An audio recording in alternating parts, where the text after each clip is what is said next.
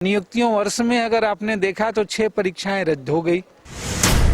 JPSC में गड़बड़ियों का पुलिंदा है कि रोजगार वर्ष में नियुक्तियां तो नहीं हुई।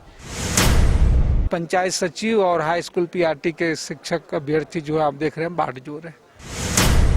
विधानसभा की कमेटी बना के सरकार को इस पर जांच करा लेनी चाहिए। शीतकालीन सत्र का आज दूसरा दिन है और इस वक्त हमारे साथ मौजूद हैं माले विधायक विनोद सिंह जी और उनसे ही जानते हैं।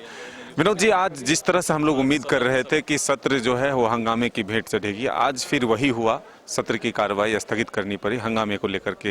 क्या लगता है कि जेपीएससी के मामले को लेकर सरकार गंभीर है? हंगामा अगर माकूल हो, सवाल अगर उचित हो तो सरकार को जवाब देना चाहिए। सदन चल रहे, सदन इसलिए कि सड़क पे जो आवाज गूंज रही है उस पे सदन हो।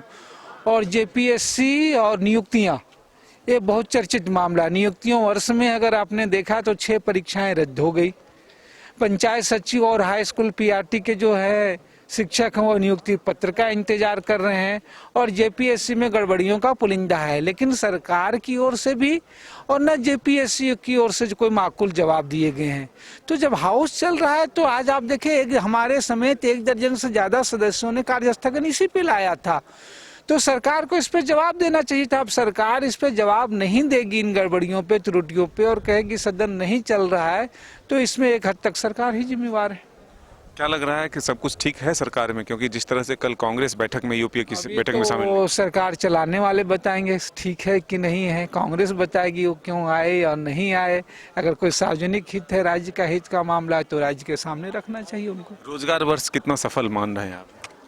ये आप देख ही रहे हैं। अगर रोजगार वर्ष अगर ये सफल होता तो आज ये सदन की शुरुआत हंगामे नहीं होती कि रोजगार वर्ष में नियुक्तियां तो नहीं हुई, छटनी ज्यादा हुई। नियुक्तियों की भी जो बाट जो परीक्षाएं ले ली जा चुकी थी वो अभी 6 परीक्षाएं रद्द हो गई। और पंचायत सचिव और हाई स्कूल पीआरटी के शिक्षक अभ्यर्थी जो आप देख रहे हैं बाढ़जोर है। आपको लग रहा है कि जेपीएससी में गड़बड़ी हुई है? देखिए, जो तथ्य हैं वो तथ्य अपने आप में काफी बता रहे हैं कि भाई पहले आप इसमें की गड़बड़ियां किस हद तक है तो विस्तृत जांच का है, लेकिन पूरी त्रुटियां ही त्रुटियां भरी हुई है कि एक सेंटर से आप कहते हैं क्रम से लोग पास उठ गए। सवाल उठते हैं तो कह रहे हैं कि बिना परीक्षा दिए पता चला 49 लोगों को परीक्षा में पास कर दिया गया।